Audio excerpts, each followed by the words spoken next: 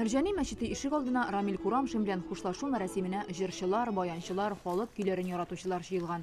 Һәрберсенең Рамил Курамшин белән бәйле истәлеге бар. Рамил Курамша, мин Кирамша булып җирдем. Баянчы Кирам Сатиев белән алар 40 ел Татар филармониясында бергә эшләгән. Мин аннан киңәшләр сорыйдым. Рамил ага, ул бит инде эше белән дә, яше белән дә өлкән иде. Шулай бит.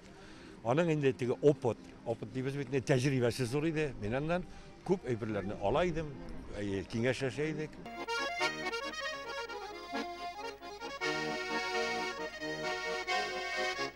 Рамил Курамшинны күпләр Илһам Шакировның баянчысы буларак белә. Алар 20 елдан артык бергә эшли. Халык җырларын баянда аңардан да оста уйнаучы юк иде ди замандашлары. Рамил Курамшин Татарның бөек баянчысы иде. Рамил Курамшин безгә бик зур бай иҗади мирас калдырып китә. Ул бик бәхетле гомер кичерде. Ул 20 ел буена бөек дахи Илһам Шакиров белән эшләде. Һәм бүген дә Илһам Шакировның иң классик язмалары алар Рамил Курамшин yazılgan yazmaları. Гади авылдан чыккан егет, училище гына тәмамлаган егет, аның әсәрләрен 13 халыкара конкурсларда аят уйнады. Ул Зыкининның Григен оркестры булсын, Уральский трио, Орловский трио.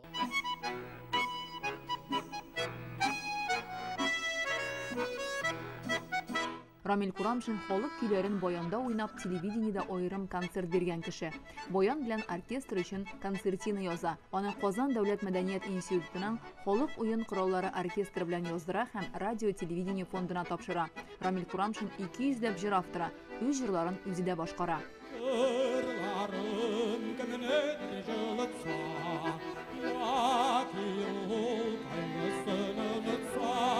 Рамил Курамшин музыка уку йортлары өчен дәреслекләр, баян әсәрләре, балачак бәйрәмнәре, шырдашларым, кордашларым дип аталган китаплар язган кеше. Татар инструменталь әсәрләрен Рамил Курамшин дәрәҗәсендә киң башка милләт вәкилләренә җиткергән шәхесне әлемеме, чөнки аның әсәрләрен консерватория бетергәндә уйныйлар баянчылар. Бу иң югары профессиональ дәрәҗәгә җиткергән менә шушындай баянчы безнең инструменталистыбыз. Ул менә татар халкының милләтебез өчен, milli сәнгатебезнең киләчәге өчен янып киеп яшәгән кешеләрнең берсе. Дустыбыз, тынычлыклар, күңел тыныч булсын. Бүтән эшеңне син эшләдең, бу дөньяда эшлисе, бүтән эшеңне эшләп киттең. Мәктәбеңне дә калдырдың, китапларыңны да калдырдың, музыкаңны да калдырдың, җырларыңны да калдырдың. Рамил Курамшин үз васыяте буенча туган авылында Түбән Новгород өлкәсендә җирләнде.